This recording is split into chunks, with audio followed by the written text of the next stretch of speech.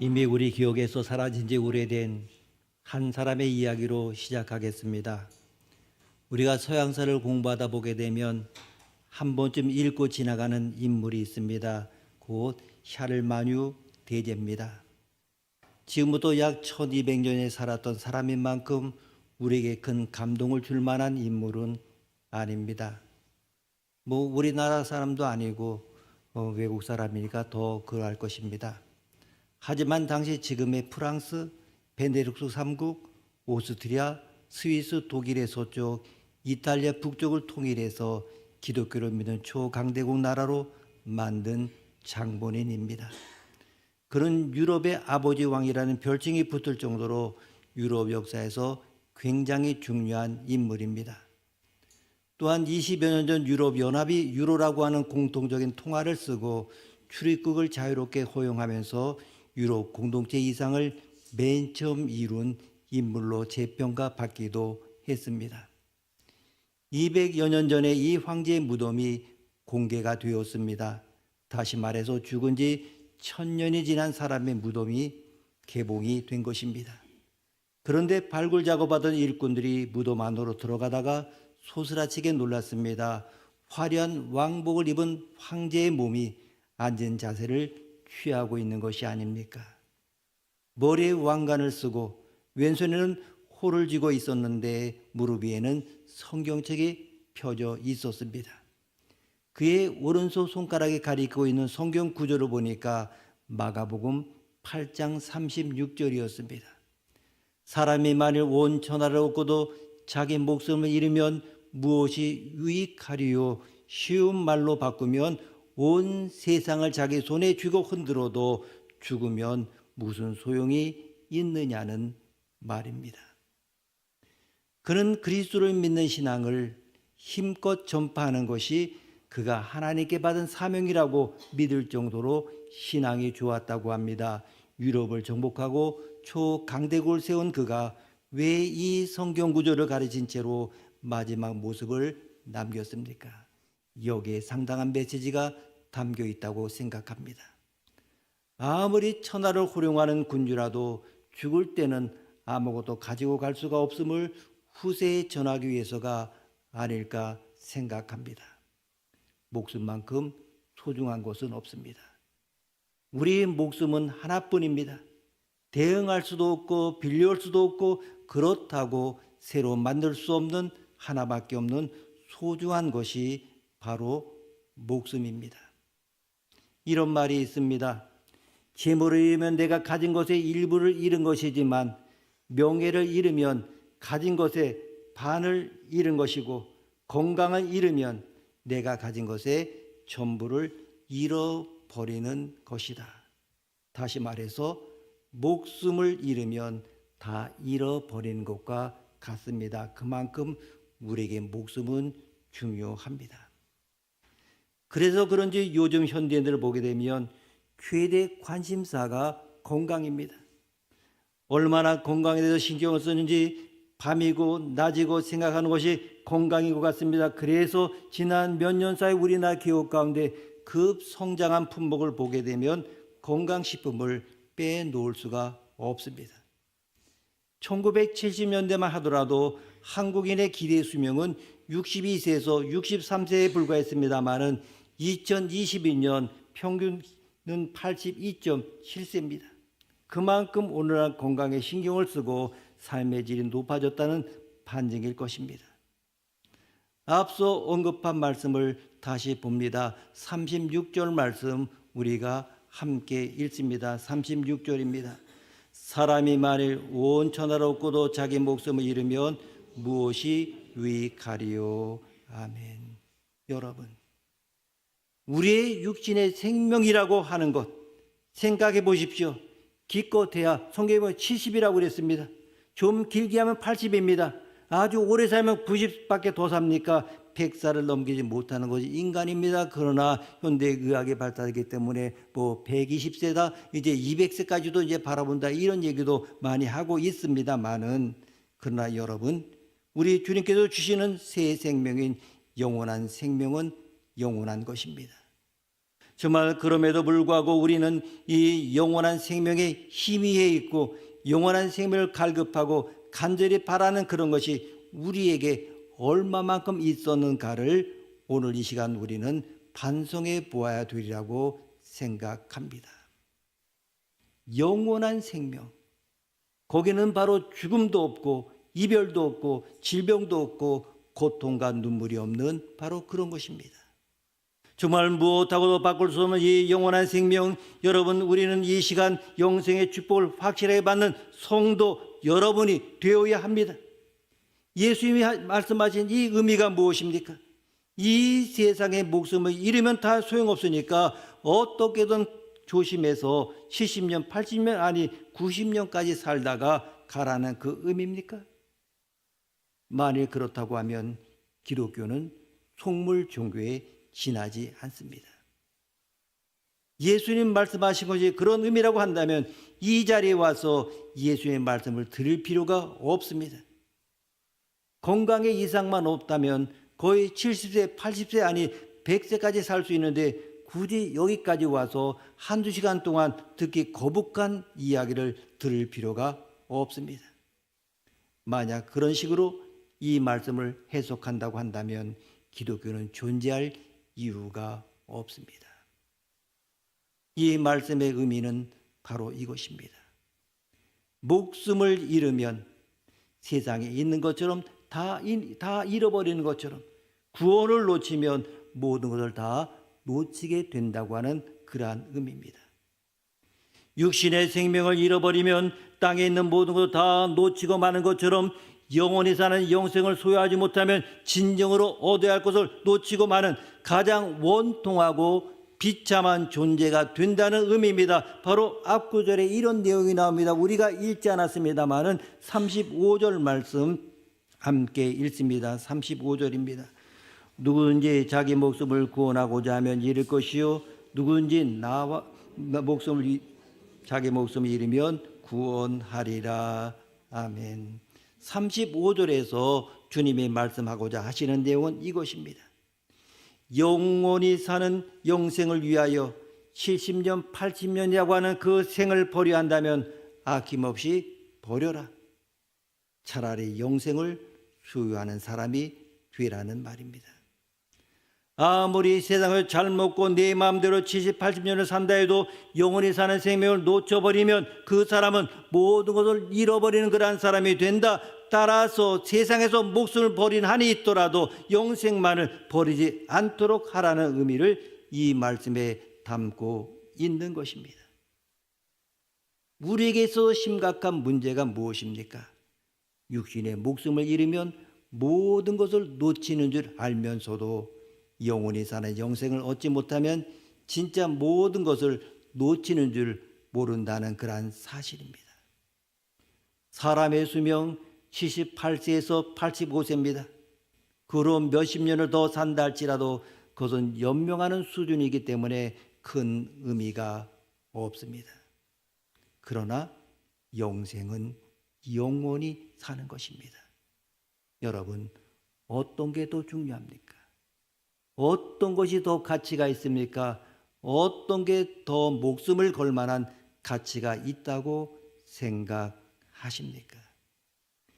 우리가 영원히 사는 인생에 목숨을 거는 복된 자가 되기 위해서는 꼭 알아야 할 5가지가 있습니다. 어렵지는 않습니다만은 아주 중요합니다. 무슨 새로운 말씀도 아닙니다. 첫째로 생명의 주인이 내가 아니고 하나님이라는 사실을 꼭 알아야 합니다. 하나님은 창조자입니다. 생명을 만드신 분이요 생명을 보존하신 분이요 생명을 주관하시는 만유의 주가 되십니다. 오늘날 현대인들이 어느 정도 살만해지고 의학이 발달하면서 수명이 길어지자 생명의 주인인 하나님을 자기 생각에서 추방해 버렸습니다. 옛날에 그 서양인들의 사고가 그랬습니다마는 현재 우리나라의 모든 사람도 오게 되면 예수를 믿지 않은 사람도 다 이런 생각을 가지고 있습니다. 즉 하나님이 필요 없다는 말입니다. 옛날 고대사의 사람들처럼 문명화되지 않은 사람들에게나 신이 필요하지 오늘날의 현대인에게는 필요하지 않다는 것입니다. 그리고는 하나님의 존재를 자기 생각에서 자신의 생활에서 추방해 버렸습니다. 두 번째로 목숨보다 더 중요한 것이 있다는 사실을 꼭 기억해야 합니다. 육신의 목숨보다도 더 중요한 것이 있습니다. 그것이 무엇입니까? 영생입니다. 목숨보다 더 중요한 것이 영생입니다. 이 생명은 절대 아프지 않습니다. 늙지도 죽지도 않습니다. 아름다운 교제를 하며 영원토록 사는 그런 생명입니다. 현대는 오만이 머리끝까지 가득 차 있습니다. 생명공학이 급속도로 발전하면서 복지를 통해 영생도 가능하다고 서슴없이 내뱉고 있습니다. 이에 하나님께서 무엇이라고 말씀하십니까? 창세기 3장 19절에 보게 되면 너는 흙이니 흙으로 돌아갈 것이니라. 하나님의 형상 중 가장 중요한 것은 영생입니다. 영원히 사는 것입니다. 하나님에게는 죽음이 없습니다.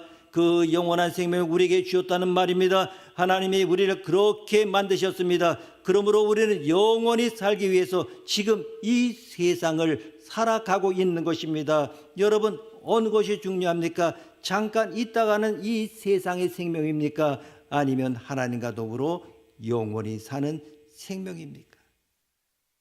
당연히 후자가 더 중요합니다. 그런데 왜 사람들은 이 사실을 모르는 것입니까?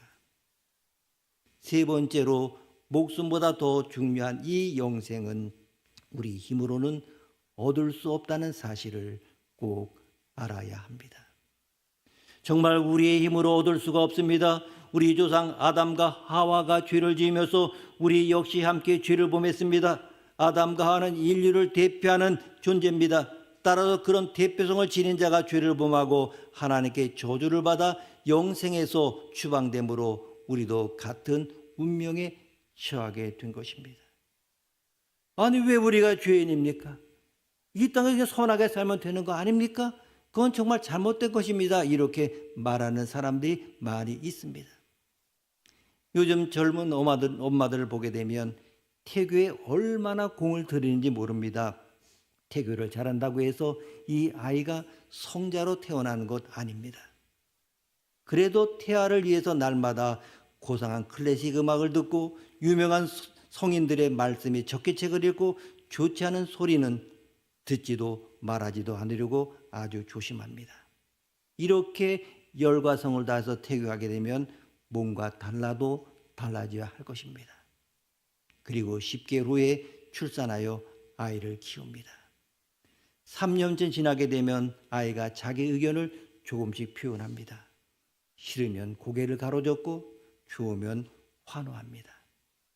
그런데 좀 더 지나면 이 아이가 옆에 있는 자기 언니나 동생을 때립니까? 안 때립니까? 때립니다. 그러다가 5살쯤 되게 되면 거짓말을 합니까? 안 합니까? 합니다. 도대체 태교를 어떻게 했길래 거짓말을 합니까? 이건 또 언제 배웠는지 모릅니다. 이것을 놓고도 사람이 죄인이 아니라고 할 수 있습니까? 결코 부인할 수가 없습니다.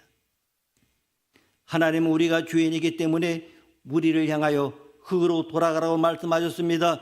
따라서 죽는 것을 보게 되면 죄인이라는 것을 알 수가 있습니다.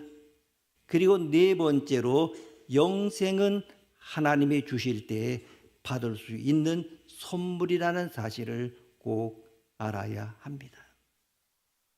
우리의 힘으로 그것을 얻을 수 없지만은 하나님이 주시면 받을 수 있습니다.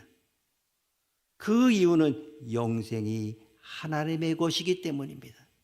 하나님은 사랑이시기 때문에 죄를 범해 영생을 얻을 수 없는 인간을 보시며 늘 마음 아파하시고 괴로워하셨습니다. 그래서 예수님이 하나님의 아들로 세상에 오셨습니다. 오실 때는 하나님으로 오셨지만은 그의 모습은 우리와 똑같은 죄인의 모습, 인간의 모습으로 오셨습니다. 참 사람이 되어 오셨습니다. 심지어 하나님의 아들임에도 불구하고 마구간에 태어나셨습니다. 천민이든 죄인이든 누군지 마음 놓고 접근할 수 있는 가장 평범한 존재로 이 땅에 오셨습니다. 심지어 괄시와 멸시마저 당할 수 있는 그러한 낮은 모습으로 세상에 오셨습니다. 그리고 십자가에 죽으셨습니다. 우리의 모든 범죄를 홀로 다 담당하시고 십자가에서 우리 대신 피 흘려주신 것입니다. 이것이 바로 예수님의 십자가의 죽음입니다. 예수님이 죽은 지 사흘 만에 하나님은 무덤을 열고 그를 일으키셨습니다. 아들이 죄 때문에 죽었습니다. 가만둘 수 있습니까? 하나님은 생명의 주인인데 예수님이 무덤에서 썩도록 내버려둘 수 있습니까? 그럴 수 없습니다. 하나님은 그를 사흘 만에 일으키셨습니다. 무덤을 열고 부활하도록 하셨습니다. 이 결과 우리를 죽음의 쇠사슬에서 풀어주셨습니다. 하나님께서 이 일을 하셨습니다. 우리를 영원토록 살도록 하기 위하여 얼마나 고민하셨으면 자기 아들을 죽음에 내놓겠습니까? 이것이 바로 하나님의 사랑입니다. 가장 위대한 사랑입니다. 진정한 사랑입니다. 나를 위해 자기 아들을 희생하신 사랑을 하나님은 우리를 위하여 쏟아 주셨습니다. 그러므로 영생은 하나님이 우리에게 선물로 주실 때에만 받을 수 있습니다. 다섯 번째로 우리가 영생을 얻으려고 하면 예수님을 믿어야 한다는 사실을 꼭 기억해야 합니다. 예수를 믿으면 너도 영생 얻고 내 집도 영생을 얻을 것이라고 하나님께서 약속하셨습니다. 예수님을 믿어야 됩니다. 예수님이 하나님의 아들이심을 믿어야 됩니다. 예수님이 나를 위해 십자가에 죽으신 것을 믿어야 됩니다. 예수님이 사흘 만에 부활하신 것을 믿어야 됩니다. 예수님이 나로 하여금 하나님과 함께 살 수 있는 구원의 길을 활짝 열어 놓으신 것을 믿어야 됩니다. 이것을 믿기만 하면 하나님이 우리에게 영생을 주십니다. 하나님은 우리의 신분을 묻지 않으십니다. 과거의 죄를 얼마나 많이 지었느냐, 짓지 않았냐 따지지 않습니다. 내가 예수를 믿기만 하면 내가 성공자냐 실패자 하는 것을 아무런 의미가 없습니다. 내 모든 죄가 용서받은 것을 믿고 예수님의 옷자락을 붙들기만 하면 하나님은 주저하지 않으시고 나에게 영생을 선물로 주십니다. 천하보다 귀한 것 없습니다. 사람이 만일 온 천하를 얻고도 제 목숨을 잃으면이라고 했습니다. 무슨 이야기인가 하면 땅 몇천 평이 아닙니다. 아파트 몇 채를 얻는 것이 아닙니다. 여러분, 주식값이 올라서 주식 몇 주를 더 얻고 하는 그런 문제가 아닙니다. 기업을 몇 개 더 확장했다는 그 말이 아닙니다. 돈 몇 억을 벌었고 누구와의 계약을 몇 개 더 따냈다고 하는 그런 문제가 아닙니다. 온 천하를 얻었다는 이야기입니다. 그러나 내 생명을 잃으면 무슨 유익이 있겠느냐? 무엇이 아름답다? 무엇이 아름답다 합니다마는 생명처럼 아름다운 것이 있습니까? 여러분, 크고 작은 것을 떠나서 모든 생명 다 아름답습니다. 하나님의 생명체 모든 것이 아름답습니다. 어디에 있든 산에 있든 여기에 있든 들에 있는 모든 살아있는 것들은 다 아름답습니다. 살아있다는 그 자체가 중요합니다. 생명 속에는 신비가 있습니다. 생명 속에는 비밀이 있습니다. 생명 속에는 절대자의 의도가 있습니다. 복이 있습니다. 생명과 바꿀 수 있는 것이 무엇이 있습니까? 마지막 죽음의 순간에 그 계약을 내가 했어야 하는데 하는 그런 어리석은 사람이 어디 있습니까? 마지막 죽음의 순간에 그 땅을 내가 샀어야 하는데 이런 사람이 있습니까? 마지막 인생의 유언장에서 그때 그 사람을 이겼어야 하는데 그때 그 생각을 관철시켜야 했는데 다 이런 것들 헛된 것들입니다. 이것은 세상 사람들이 하는 일입니다. 이 땅에 건강과 생명을 팔아서까지 해야 하는 일은 아무것도 없습니다. 인생의 기쁨을 일에 빼앗기지 말아야 됩니다. 인도의 유명한 시성 타고르는 그가 쓴 시 가운데 이런 주옥 같은 시의 한 구절을 남겼습니다. 죽음이 나의 문을 두드릴 때, 죽음이 나의 문을 두드릴 때 나는 님에게 생명이 가득 찬 그릇을 갖다 올리겠습니다. 죽음이 나의 문을 두드릴 때 나의 생명이 가득 찬 그릇을 내 사랑하는 님에게 갖다 바치겠습니다. 죽음이 우리 인생의 문을 두드릴 때 나의 창조자 하나님 앞에 내가 예수 믿고 구원받고 또 예수 믿고 하나님과 이웃을 위해 살았던 아름답고 풍성한 열매를 하나님 앞에 바칠 준비가 되어 있습니까? 어느 날 부자를 찾아오셔서 이렇게 말씀하셨던 하나님, 반드시 여러분의 인생의 어느 날 찾아오셔서 이렇게 말하는 그 순간이 찾아옵니다.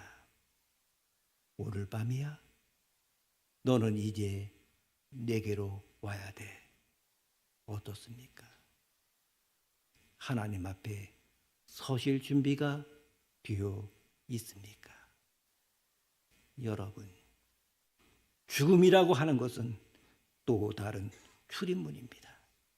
그것은 변화의 한 형태일 뿐입니다. 마지막은 아닙니다. 그것은 생명이 또 다른 생명으로 연장되는 하나님의 축복입니다. 예수 안에 사는 사람들만 그래서 생명입니다. 예수가 준 생명은 영생입니다. 인간에게는 과거와 현재와 미래가 있지만은 하나님은 영혼이기 때문에 미래도 현재도 없습니다. 우리는 이미 영원한 생명 안에 있는 것입니다. 지금 사회는 병들어 있습니다. 돈 몇 푼 때문에 완전히 병들고 말았습니다. 전부 속고 말았습니다. 제가 하나님 앞에 기도하는 것은 하나님은 내게 주신 가족들, 내 아이들, 먼 훗날 제가 먼저 가든 제 아내가 먼저 떠나거든 누군가가 먼저 떠날 것입니다. 내가 없어도 이 외로운 세상을 잘 살 수 있는 것을 가르치게 하옵소서. 내가 없어도 꿋꿋하게 살 수 있는 것을 가르치게 하옵소서. 내가 없어도 인생의 위기 때마다, 인생의 어려운 고비마다 내 아버지가 이런 말씀 주셨지. 인생의 낭패와 실패의 골목골목마다 목회자인 내 아버지가 내 인생에 이런 삶의 원칙을 주었지. 내가 이런 아버지가 되어보리라. 제가 하나님께 또 기도하는 것은 하나님, 부족한 사람, 이 자그만 사람에게 하나님의 일찍 복음을 알게 하면서 이런 귀한 분, 이런 사랑스러운 교회, 이런 귀한 성도를 주셨으니 하나님 이분들과 더 깊은 관계를 갖고 더 아름다운 교제를 가져서 귀한 목사로, 참 고마우신 목사로 정말 얽히고 설켜서 더 많은 아름다운 믿음의 역사를 남기리라. 더 많은 아름다운 믿음의 소문을 남기리라. 이렇게 기도하고 있습니다. 우리에게는 영생이 있습니다. 우리는 이 땅의 삶만으로 모든 것이 끝나는 존재가 아닙니다. 하나님이 우리에게 영생을 주십니다. 예수를 믿기만 하면 이 영생을 주시겠다고 약속하셨습니다. 뒤를 돌아보지 마십시오. 핑계를 대지 마십시오. 눈치 보지 마십시오. 땅에 있는 것에 미련을 갖지 마십시오. 다만 믿으십시오. 믿기만 하면 영생을 얻습니다. 기회는 날마다 있지 않습니다. 영원히 기회를 주시는 것이 아닙니다. 기회는 한 번입니다. 누군지 자기 목숨을 구원하고자 하면 잃을 것이요, 누군지 나와 복음을 위하여 자기 목숨을 잃으면 구원하리라. 아멘. 기도하시겠습니다. 하나님 아버지, 저희가 하나님 앞에 왔습니다. 저들이 확실한 신앙을 갖도록 도와주시옵소서. 마음속의 모든 의심이 사라지도록 도와주시옵소서. 눈에는 아무것도 보이지 아니해도 약속을 지키시는 주님의 성령으로 내 마음속에 찾아오시는 것을 믿을 수 있도록 도와주옵소서. 하나님, 저들의 손을 붙잡아 동행해 주시고 함께해 주옵소서. 축복하여 주옵소서. 주신 영생을 누리게 하옵소서. 존귀하신 예수님의 이름으로 기도드립니다. 아멘.